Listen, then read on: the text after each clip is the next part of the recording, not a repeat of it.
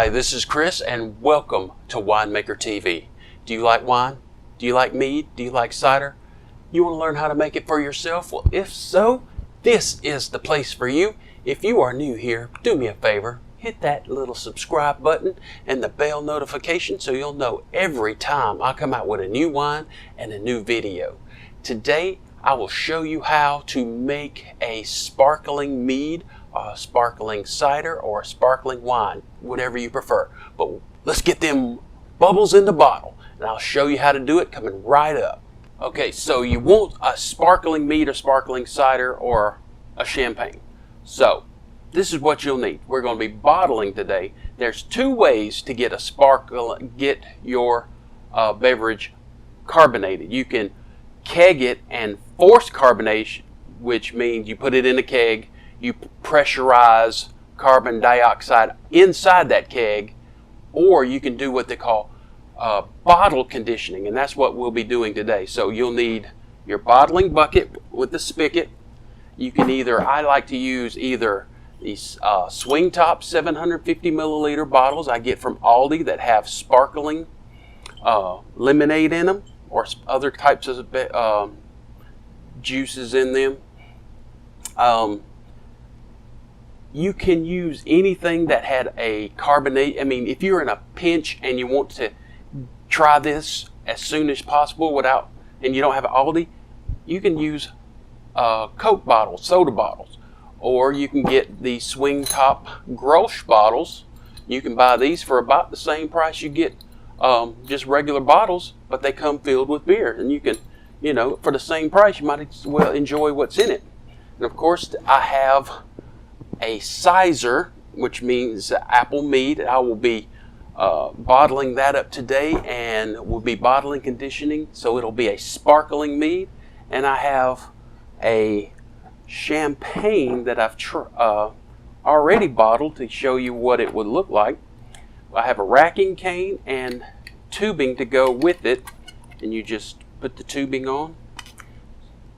So step one will be transferring your Cider into our bottling bucket. So let's get started. All right, so let's transfer this Cider to our bottling bucket, and the bottling bucket's down here. You want where it's going to be lower than what is being transferred.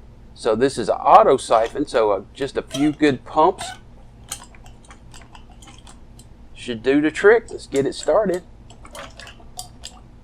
There we go. Once you get it started, don't take any time, no time at all. And just a little trick and a little tip, not a trick, but make sure the valve on your bottling bucket is off. If not, you might have a big mess in the floor. So while that's transferring, I will show you what a sparkling wine will look like. You hear that shh? As you can see, it's starting to bubble up. This is a champagne I made a few months back, and I did have a recipe for that called for too much sugar for my taste. So I will be attempting to make this at a later date with less sugar in it. You see all the sparkling? So we want to get that carbon dioxide dissolved into our wines besides ciders or meads. It's good, but it's a little sweet for me.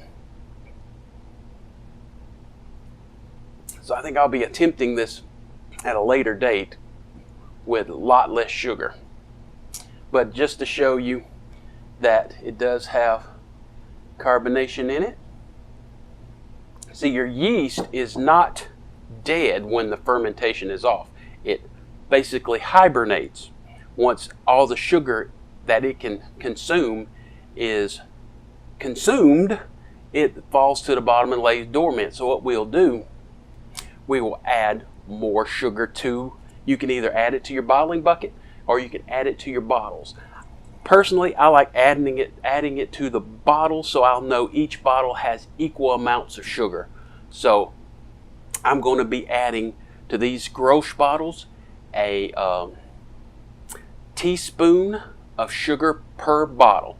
So I'll get this started and we'll be right back. we'll be adding a teaspoon of sugar to restart that yeast up, so the yeast will breathe out carbon dioxide.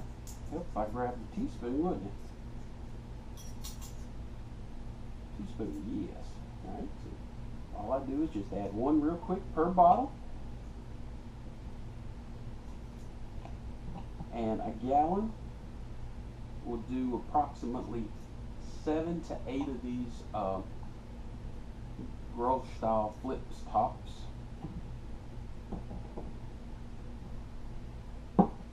Uh, 3 gallons. When I make cider, I always make 3 gallons because it'll make a whole case of this, or it might be, yeah, case. That's about as much as I can drink at a time. So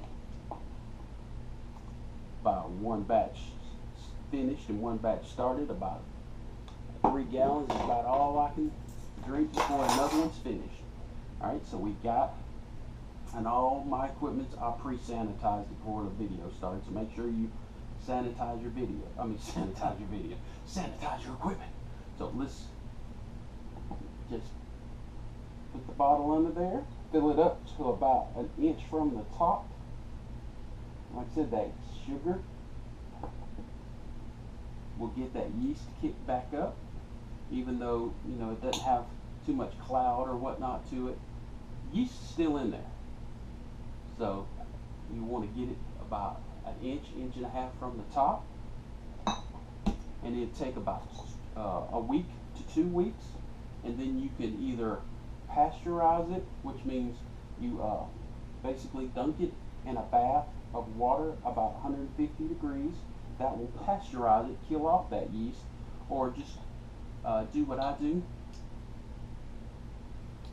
What they call cold crash it. You just stick it in the refrigerator and it won't kill it, but it'll slow it down and keep it in hibernation long enough to where, you know, you can drink it and not have bottle bombs. A bottle bomb is where the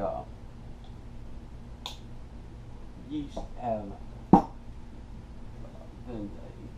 had too much carbon dioxide in it, and the pressure is so much that it will bust your bottle. And I've had that happen once before. That's a scary feeling at night, or a scary moment at night when you hear a tick, tick, tick, that glass cracking, and all of a sudden, whoosh, and it always seems to happen in the middle of the night. So I'll get the rest of this stuff bottled and we'll be right back. So I got 7 bottles today, and like I said, it'll take about 7 days. You can, if you want to, you can start cold crashing it. I usually wait 2 weeks, so I'll know I have a good sparkle on this. So after 2 weeks, we'll be able to enjoy it. So if you like what you see here, please hit that subscribe button and the bell notification so you'll know every time I come out with a new video and a new wine. Also, I have a link in the description below for my Facebook group. Please join there. We can swap ideas and you can see what's coming, ask questions, give me hints on future videos, and if you need any equipment, Amazon affiliate links will also be in the description below. And if you need anything, even if it's not winemaking related, if you click any of those links, it'll put a cookie on your computer. And if you buy with anything within 2 days, I will get a commission to help me buy equipment and ingredients. This is Chris with Winemaker TV, and that's all there is today. Have a good day.